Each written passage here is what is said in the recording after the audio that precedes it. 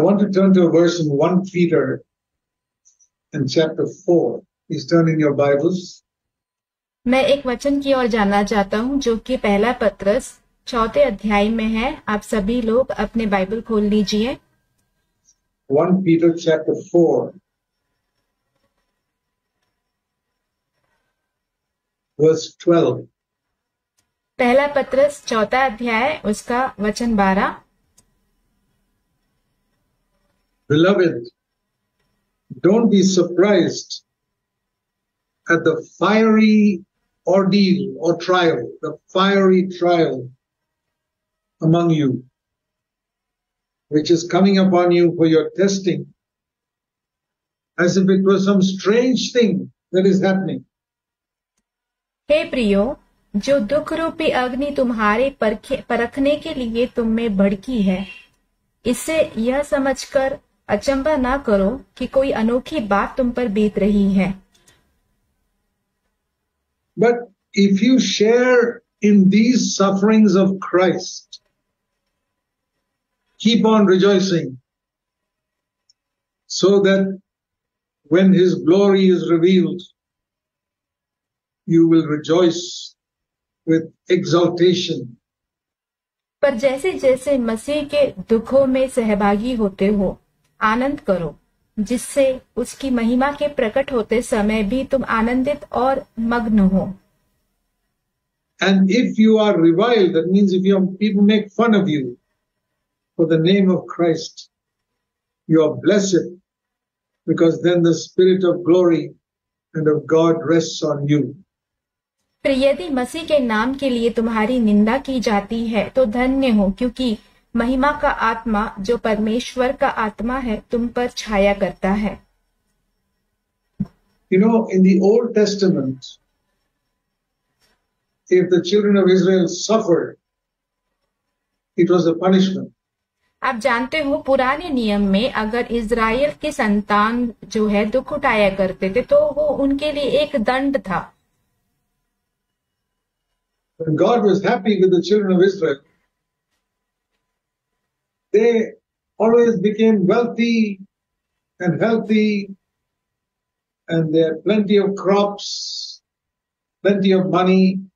पर जब परमेश्वर इज़राइल की संतान से प्रसन्न होते थे तब उनके पास बहुत सारा धन हुआ करता था, सेहत अच्छी होती थी उनके अच्छे फसल होते थे, बहुत सारे पैसे होते थे उनके पास, etc.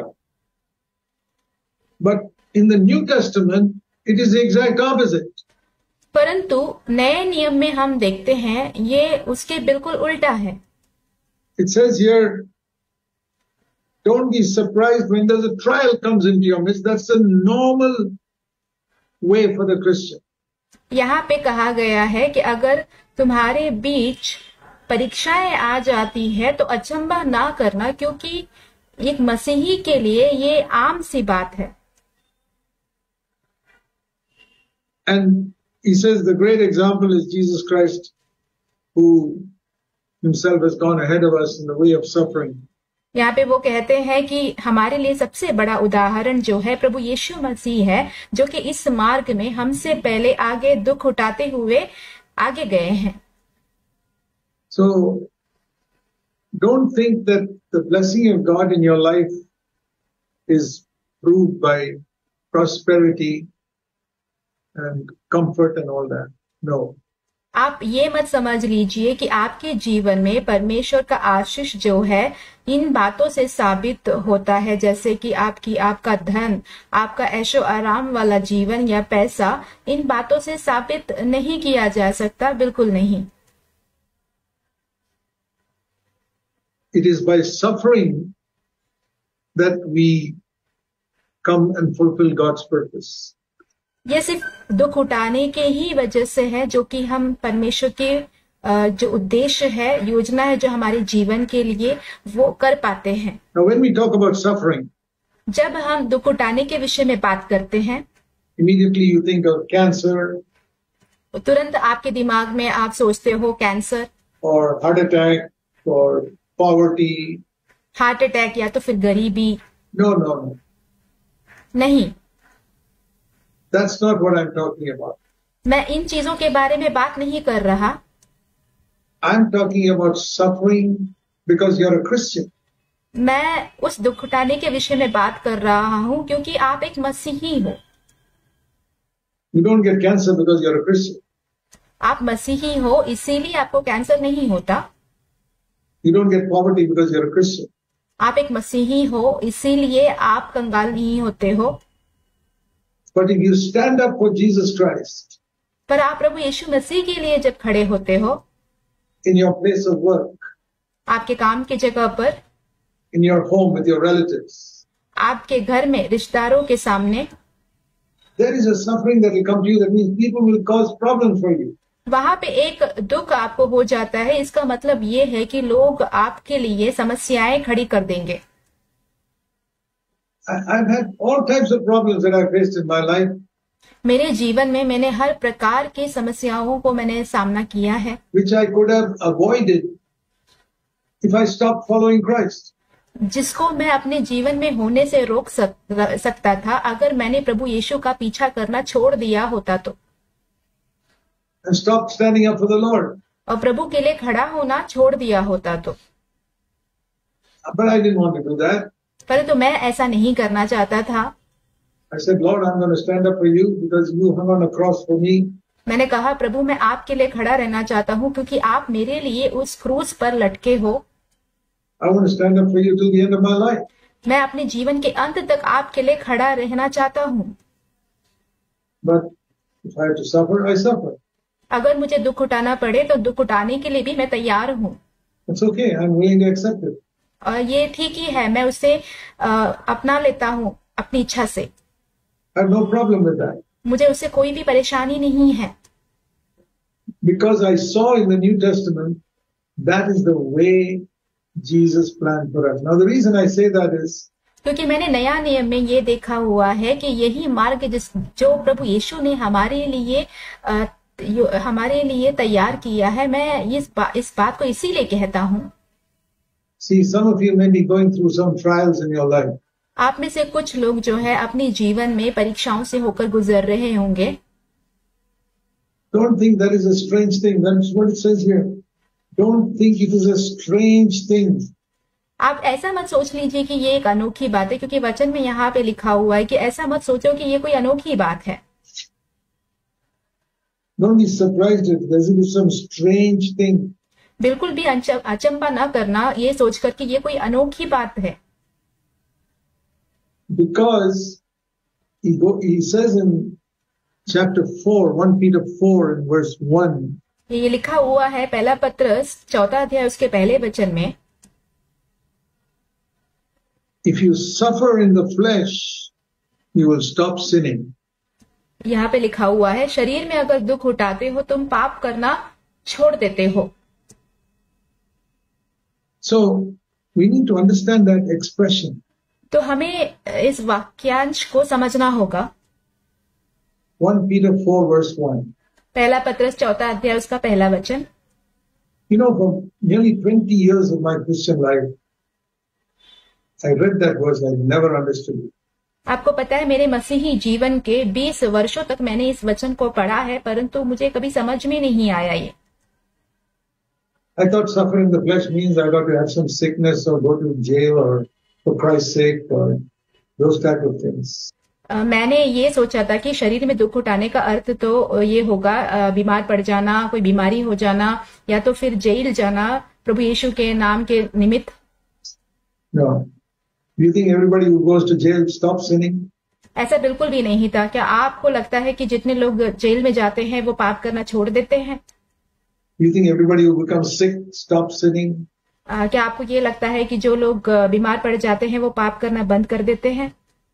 Do you think everybody who gets some type of physical affliction stops sinning? No. But क्या आपको लगता है जो लोग शारीरिक रूप से कुछ दुख उठाते हैं वो पाप करना छोड़ देते हैं? नहीं। here it says if you suffer in the flesh, you will stop sinning. परंतु यहाँ पे वचन कहता है कि अगर तुम शरीर में दुख उठाते हो तो पाप से छूट जाओगे। So we need to understand what is this suffering in the flesh that will make me stop sinning. तो हमें इस बात को समझना होगा, ये शरीर में दुख उठाना क्या है जो मुझे पाप करने से छुड़ाएगा। That cannot be persecution, It cannot be sickness. ये कोई सतावट नहीं होगी या तो फिर कोई बीमारी नहीं होगी, It cannot be financial difficulty. Those are all sufferings. ये कोई आर्थिक समस्या नहीं होगी, ये सारी बातें जो है वो कष्ट ही है। Sickness is a suffering. Financial difficulty is a suffering. बीमारी एक दुख उठाना है, आर्थिक समस्या एक दुख उठाना है, Opposition from relatives is a suffering. रिश्तेदारों से जो विरोध होता है वो भी दुख उठाना है। But do you overcome sin by financial difficulty? क्या आपको ऐसा लगता है कि आपको अगर आर्थिक समस्या हो जाए तो आप पाप के ऊपर जय पा सकते हैं? Do you overcome sin when you get sick? आप जब बीमार पड़ जाते हो तो आप पाप के ऊपर जय पा लेते हो? No. नहीं। So, what does it mean to suffer in the flesh? तो शरीर में दुख उठाने का अर्थ क्या होता है? And then you have to see, the first part, Christ suffered in the flesh first. फिर आपको देखना होगा उसके पहले भाग में लिखा हुआ है कि मसीह ने शरीर में पहले दुख उठाया। So what did Christ suffer? He didn't get cancer. तो मसीह ने किस चीज का दुख उठाया? उनको कैंसर नहीं हुआ। And he was not wealthy, but he was not a homeless man. He was not a homeless beggar. वो इतने अमीर नहीं थे, परंतु वो बेघर गरीब नहीं थे, बिना घर के भिखारी नहीं थे। He always had enough to eat and drink. उनके पास हमेशा खाने पीने के लिए जितनी आवश्यकता है उतनी हुआ करती थी। So what does it mean to suffer in the flesh? तो शरीर में दुख उठाने का अर्थ क्या हुआ? I want to ask you something. मैं आपसे कुछ पूछना चाहता हूँ। I'm sure most of you have read this verse. मैं इस बात से निश्चित हूँ कि आप में से बहुत से लोगों ने इस वचन को पढ़ा होगा। What did you understand from this verse?